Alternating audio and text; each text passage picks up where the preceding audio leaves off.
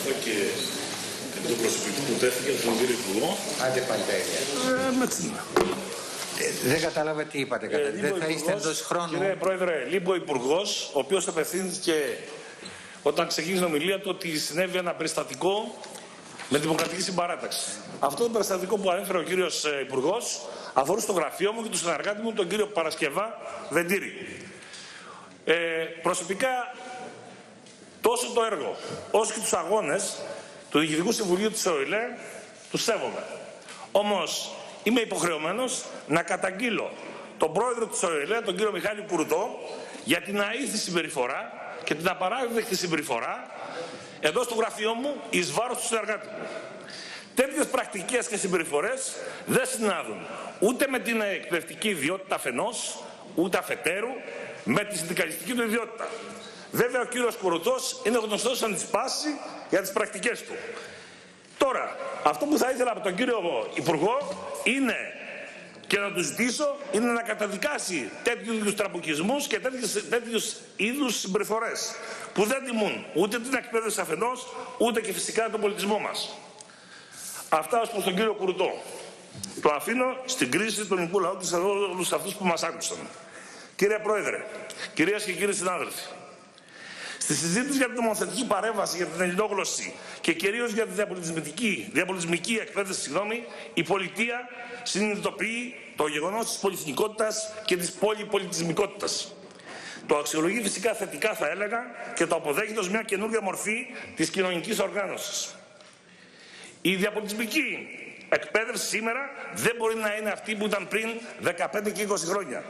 Δεν είναι ένα σύνολο μέτρων το οποίο τα αθροίσαμε και ως συνταγή τα προτάξαμε. Ούτε φυσικά μπορούν να μεταφυτευτούν αυτούς στη σημερινή πραγματικότητα.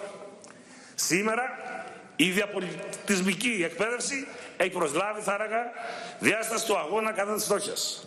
Απευθύνεται λοιπόν στον καθημερινό άνθρωπο παρέχοντας τις στρατηγικές αντιμετώπισης των δυσκολιών της ζωής.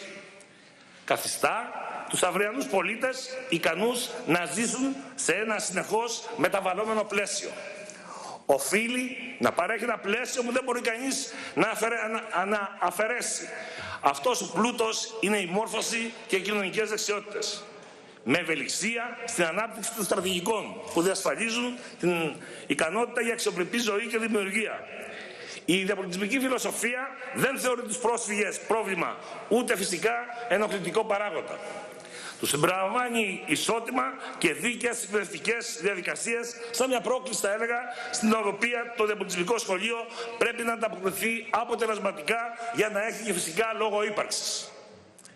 Εισάγεται βέβαια στην εκπαιδευτική πρακτική η κριτική, η αλληλεπίδραση και φυσικά η αλληλεγγύη. Βασιζόμενοι στην πεποίθηση ότι όλοι οι άνθρωποι είναι ίσοι, ότι οι πολιτισμικές και γλωσσικές διαφορές δεν αποτελούν αρνητικό παράγοντα της ύπαρξης. Αποδίδεται στον πολιτισμό μας η πλήρη σημασία ως δυναμικό σύνολο, θα έλεγα, που περιέχει τρόπους ζωής, συμβολισμούς και αξίες. Χωρίς αμονή σε εθνικές, γλωσσικές ή θρησκευτικές διαφορές, αλλά με μια τάση αποδοχής και αναγνώρισης των πολιτισμικών ιδιαιτεροτήτων στην ίδια ανθρώπινη κοινότητα μεταξύ των διαφόρων στρωμάτων και φυσικά των κοινωνικών ομάδων. Η διαπολιτισμική εκπαίδευση από τις αρχές και τη στοχοθεσία της αντιμετωπίζει, θα έλεγα, τους πρόσφυγες με τα πραγματικά τους μεγέθη και τις πραγματικές τους εκπαιδευτικές τους ανάγκες. Κατοχυρώνει στους πρόσφυγες μαθητές το δικαίωμα στη διαφορετικότητα, στην πολιτισμική καταγωγή και το δικαίωμα να μιλούν και να διεκδικούν την περαιτέρω καλλιέργεια της πρώτης τους γλώσσας. Δεν τους αντιμετωπίζει ως αθεράπευτα μειονεκτούντες και ως καταδικασμένους να αποτύχουν. Σε ένα τέτοιο σχολείο με αντιρατσιστές και αντιαυταρχικούς εκπαιδευτικούς, όπου μορφώνονται και συνειδητοποιούνται δημοκράτες πολίτες. Είναι βέβαιο ότι οι πρόσφυγες μαθητές έχουν θέση, χωρίς να απειλούνται στην περιθωριοποίηση και κοινωνικό αποκλεισμό. Αγαπητοί συνάδελφοι, το ζήτημα της ελληνόγλωσσης και εκπαίδευσης στο εξωτερικό είναι κομβικό για την οργανωμένη παρουσία της ελληνικής γλώσσας, παιδείας και πολιτισμού στον σύγχρονο κόσμο. Για την ανάδειξη τη σύνδεσή τους με το ανθρωπιστικό και δημοκρατικό φρόνημα των σύγχρονων κοινωνικών κρατών. Για την υποστήριξη των Ελλήνων της Διασποράς, στις διαδικασίες μόρφωσης και ένταξή τους στις κοινωνίες και υποδοχής και εγκατάστασης. για τη διατήρηση του γλωσσικού και πολιτισμικού δεσμού και την επαφή τους με την Ελλάδα και τον πολιτισμό τους. Η μέχρι σήμερα πορεία της οργανωμένης παρέμβασης της ελληνικής πολιτείας στα παραπάνω πεδία στηρίχθηκε σε ένα θεσμικό πλαίσιο και σε ένα θεσμικό δίπολο. Στο νομικό πλαίσιο της δεκαετίας του 70, όπου νομοθετικά διατάγματα το 695 το 70 και το 154 το 73, που θέσπισε και οργάνωσε στην ίδρυση τη λειτουργία αμιγώς ελληνικών σχολείων στο εξωτερικό και ιδίως στη Γερμανία. Στις επιστημονικές και πολιτικές διαπιστώσεις και παραδοχές της δεκαετίας του 90. Οπότε παρήχθη το συμπληρωματικό, θα έλεγα, προς το παραπάνω θεσμικό πλαίσιο. Είναι ο νόμος 2413 του 1996. Κύριε Πρόεδρε, κυρίες και κύριοι συνάδελφοι, το παρόν σχέδιο νόμου τέθηκε σε διαβούλευση και έχουμε καταγράψει σημαντικές προτάσεις, τις οποίες θα παρουσιάσουμε στη συζήτηση των άρθρων και μετά φυσικά την ακρόαση στην αυριανή των φορέων. Ουσιαστικά, όπως και στο νομοσχέδιο για την έρευνα, δεν έχουμε μια ουσιαστική νομοθετική παρέμβαση, αλλά μια διευθέτηση, θα έλεγα, σε υπάρχοντες νόμους και συγκεκριμένα στο νόμο 4027 το 11. Επιχειρείται μια επαναδιατύπωση των ισχυτικών εκθέσεων των νόμων 2413 του 96 και 4027 το 11 χωρίς ουσιαστικές αλλαγές και φυσικά βελτιώσεις. Θα έλεγα επί της αρχής, κύριε Υπουργέ, ότι διευθετεί κυρίως ζητήματα διοικητικού χαρακτήρα, χωρίς προοπτική, χωρίς όραμα, χωρίς στρατηγική. Τα θέματα της διαπολιτισμικής ή αντιρατσιστικής εκπαίδευσης, όπως λέμε, περιέχονται σε 5 άρθρα, από το 20 μέχρι το 25. Βέβαια, εδώ δεν διευκρινίζεται, θα έλεγα, τι είναι διαπολιτισμική εκπαίδευση. Ποιο μοντέλο εκπαίδευση, λοιπόν, θα προωθηθεί για την ένταξη των αλλόγλωσσων μαθητών και προσφύγων. Θα συνεχιστούν τα προγράμματα διαπολιτισμικής εκπαίδευσης που υλοποιούνται από τα πανεπιστήμια της χώρας, τόσο στο Καποδιστριακό όσο και στο Αριστοτέλειο, με τα τμήματα εκπαίδευσης αγωγής προσχολικής ηλικίας.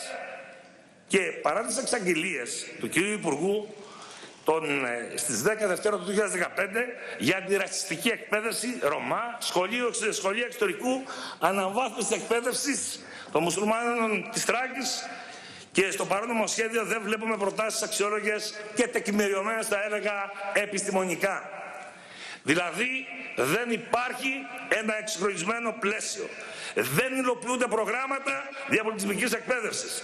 Δεν περιγράφεται καμία πολιτική για τους Ρωμά. Ενδεικτικά αναφέρεται το άρθρο 24, σύμφωνα με το οποίο με απόφαση του Υπουργού Παιδείας, Έρευνας και Θρησκευμάτων συνιστάται Επιτροπή Ειδικών Επιστημόνων και στελεχών του Υπουργείου για τη δημιουργία πλατφόρμας συγκέντρωσης εκπαιδευτικών υλικών εγχώριων και διεθνών πρακτικών σχολείων προς την ενημέρωση της εκπαιδευτικής κοινότητας. Δηλαδή τι? Θα συγκεντρώσουμε φυσικά το υλικό, θα το αναρτήσουμε σε μια πλατφόρμα και εδώ τελειώσαμε. Αυτό ήταν όλο. Ακόμη μεγαλύτερη ανακολουθία διαπιστώνεται στο άρθρο 22 του σχέδιου νόμου. Μετατρέπει τα σχολεία διαπολιτισμικής εκπαίδευσης σε πειραματικά σχολεία διαπολιτισμικής εκπαίδευσης. Θα θυμίσω εδώ στους βουλευτές, στους αγαπητούς συναδέλφους της συμπολίτευσης, τη σφοδρή κριτική που είχαν ασκήσει στο παρελθόν για τα σχολεία αυτά. Πώς τα λέγατε? Σχολεία γκέτο. Εσείς τα λέγατε. Κύριε Πρόεδρε, κυρίες και κύριοι συνάδελφοι, όπως και στο νομοσχέδιο της έρευνας, έτσι και στο παρόν σχέδιο νόμου, το ΠΑΣΟΚ βλέπει πολλά σημεία από αυτά που οι πρώην υπουργοί μας, τόσο ο κ. Λοβέρδος, όσο και η κυρία Φόφη Γήματα, νομοθέτησαν. Θα μπορούσαμε λοιπόν μέσα από μια ουσιαστική συζήτηση και βελτιώσεις να βρούμε συγκλήσεις. Να συμβάλλουμε στη διαμόρφωση ενός νόμου που θα ανταποκρίνεται στις ανάγκες της ελληνόγλωσσης και διαπολιτισμικής εκπαίδευσης. Δυστυχώς όμως, όπως και στο νομοσχέδιο της έρευνας, το άρθρο που κυριάρχησε, αν θυμίστε, ήταν τα νηπιαγωγεία. Έτσι και τώρα, σε αυτό το νομοσχέδιο, αυτό το άρθρο που κυριαρχεί είναι το άρθρο 28 του παρόντος νομοσχεδίου που αφορά την ιδιωτική εκπαίδευση και θα κυριαρχήσει φυσικά και στη συζήτησή μας. Οφείλω εδώ να θυμίσω ότι στην Επιτροπή μας, ότι το συνταγματικό πλαίσιο της ιδιωτικής παιδείας επιτρέπει τη λειτουργία ιδιωτικών φορέων εκπαίδευσης στην πρωτοβάθμια και στη δευτεροβάθμια εκπαίδευση. Φυσικά, πάντα υποκρατική εποπτεία. Η συνταγματική πρόβλεψη άλλωστε του νόμου, του άρθρου 16, παράγραφος 8, εδάφιο Α, στο Σύνταγμα δεν δίνει απλά τη δυνατότητα ασκήσεως ιδιωτικής επιχείρησης, αλλά δημόσιου, θα έλεγα, λειτουργήματος από ιδιωτικό φορέα, υποκείμενον σε κρατικό έλεγχο και υποπτία. Και φυσικά εδώ ουδής από εμάς τουλάχιστον έχει αντίρρηση. Διαμορφώθηκε ιστορικά από την ελληνική πολιτεία ένα ρυθμιστικό πλαίσιο που εκφράστηκε με νομοθετικές ρυθμίσεις. Σε αυτή την ιστορική διαδρομή, από την ψήφιση, θα έλεγα, του νόμου 682 του 1977 έως και σήμερα, η συμβολή των κυβερνήσεων του ΠΑΣΟΚ στη διαμόρφωση ενός δίκαιου ρυθμιστικού πλαισίου που διασφάλιζε τα εργασιακά δικαιώματα των ιδιωτικών εκπαιδευτικών υπήρξε καθοριστική. Ενδεικτικά αναφέρω τον νόμο 1531 το 83, τον νόμο 1565 το 85, τον νόμο 2986 του 2002, τον νόμο 3848 του 2010. Στόχος μας άλλωστε ήταν μια νομοθετική ρύθμιση που πρέπει να είναι η βελτίωση της παρεχόμενης εκπαίδευσης. Οφείλει επίσης να λαμβάνει ο κ. Φίλης υπόψη τις τρέχουσες κοινωνικές και οικονομικές συνθήκες και να κινείται στην κατεύθυνση της δημιουργίας ενός σταθερού πλαισίου που θα διασφαλίζει τα εργασιακά δικαιώματα και την απαραίτητη κρατική και φίλη εποπτεία.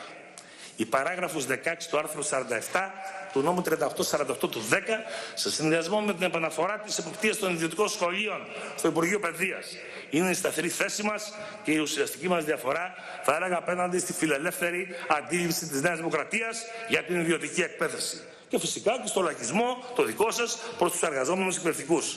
Η πρόταση του Υπουργείου απορριθμίζει το χώρο της ιδιωτικής εκπαίδευσης. Μάλιστα, δεν μας έχει απαντήσει ο κ. Φίλης γιατί την ίδια ρύθμιση συνεχώς την επαναφέρει και συνεχώς την αποσύρει. Είναι σαφές ότι δεν υιοθετούμε τη λογική του εγκλωβισμού της πλειοψηφίας των ιδιωτικών σχολείων. Γι' αυτό και προτείνουμε την επαναφορά των διατάξεων του νόμου 3848 του 10 και που όλα τα εργασιακά ζητήματα ρυθμίζονται και από τα ιδιωτικά σχολεία. Δεν μπορούμε φυσικά να στηρίξουμε μια πρόχειρη προσπάθεια που αντιβαίνει στην εκπαιδευτική, εργασιακή και οικονομική πραγματικότητα. Άλλωστε, ως ΠΑΣΟΚ, αγαπητοί συνάδελφοι, ουδέποτε στηρίξαμε εργασιακή ομηρία στα ιδιωτικά εκπαιδευτήρια. Αξίζει να θυμίσουμε στη Βουλή τους αγώνες που έδωσε ο αείμνηστος Πέτρος Μόραλης για την διασφάλιση στα εργασιακά δικαιώματα των εκπαιδευτικών.